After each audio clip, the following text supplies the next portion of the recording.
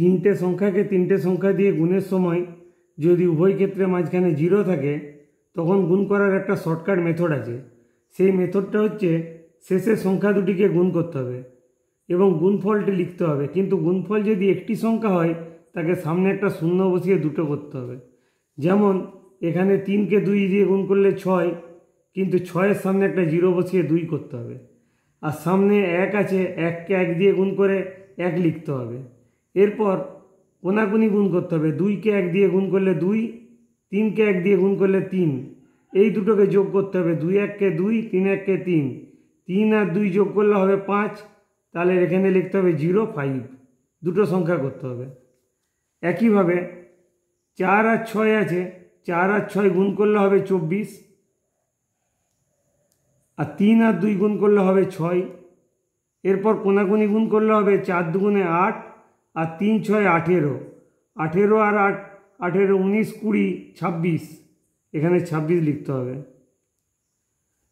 আবার এখানে আছে 506 102, 6 দুগুণে 12, 5 1কে 5, কোনাকুনি গুণ করলে হবে 6 1কে 6, 5 দুগুণে 10, তাহলে 10 আর 6 যোগ করলে হচ্ছে 16। 205কে 205 দিয়ে গুণ, 5 5-এ গুণ করলে হবে 25, 2কে 2 দিয়ে গুণ করলে হবে 4, 5কে 2 দিয়ে কোনাকুনি গুণ করলে হবে 10, আবার 2কে 5 দিয়ে গুণ করলে কোনাকুনি হবে 10, এই 10 আর 10 যোগ করলে হবে 20। 306কে 209 দিয়ে গুণ করতে হবে, তাহলে 6 9 গুণ করলে হবে 54 54। 3কে 2 দিয়ে গুণ করলে হবে 6, এবার 6কে 2 দিয়ে গুণ করলে হবে 12, আর 3কে 9 দিয়ে গুণ করলে হবে 27, 27 আর 12 যোগ করলে 27 10 37 39, 3 10 9 39।